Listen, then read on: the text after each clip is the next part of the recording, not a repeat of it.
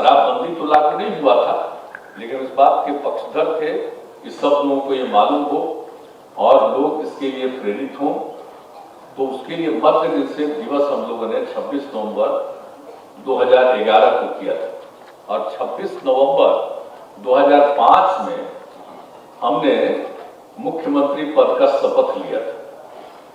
तो उसी 26 नवंबर के बाद में तो 24 नवंबर को लिया था, तो उसी 26 नवंबर को हम लोगों ने 11 से शुरू कर दिया था मद्य निषेध दिवस के रूप में।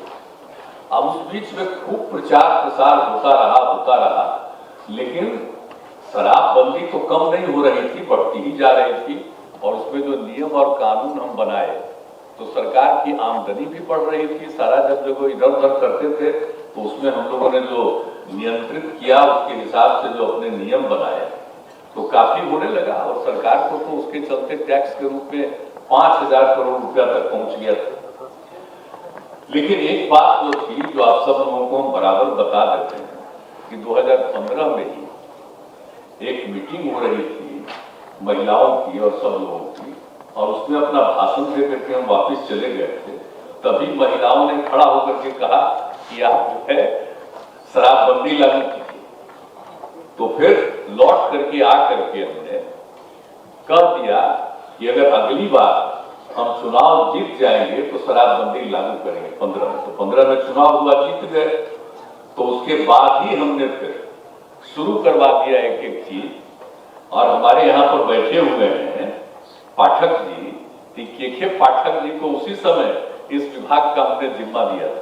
और मुझे खुशी है कि जब उसी समय जब नई फिर सरकार हमारी बनी और उसी समय जब हमने कहा इनको एक एक चीज के लिए ये काम करने लगे, और उसी समय से बहुत बड़े पैमाने पर पूरे बिहार में अभियान चलाया गया। खास करके और मांग तो महिलाओं की थी, इसलिए जीविका समूह और अन्य महिलाओं का पूरा सब जगह सहयोग हुआ कि पूरा का पूरा अभियान खास करके चलता रहा।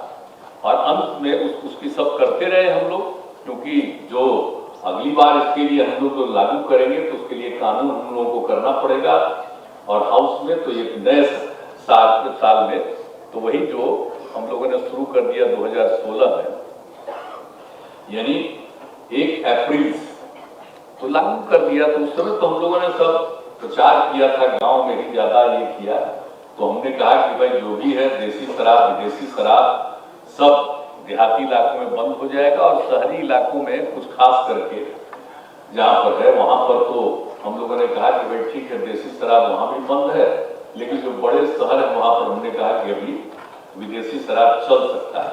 हमको लगा कि शहरों में प्रचार नहीं किए हैं पूरे तौर पर, लेकिन जब 1 तारीख से ये लागू हुआ, दुकान खुलना शुरू हुआ, तो महिला और पुरुष सब ने आंदोलन शुरू कर दिया, बंद होना चाहिए, बंद होना चाहिए।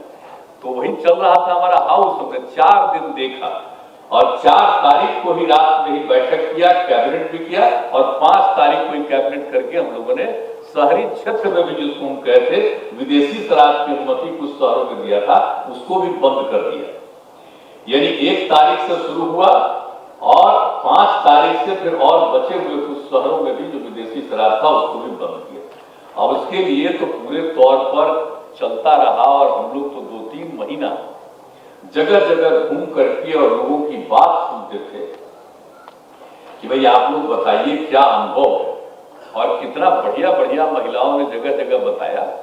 और एक जगह तो जहां बोल रहे थे तो वहां महिला ने कहा कि भाई मेरे पति शराब पीते थे, शाम में घर आते थे, बहुत झंझट करते थे, और बच्चे लोगों को और सबको खाने के लिए भी ठीक ढंग से नहीं मिल पाता था, पढ़ भी नहीं पाते थे, बुरा हाल था, और आकर के झंझट करते थे।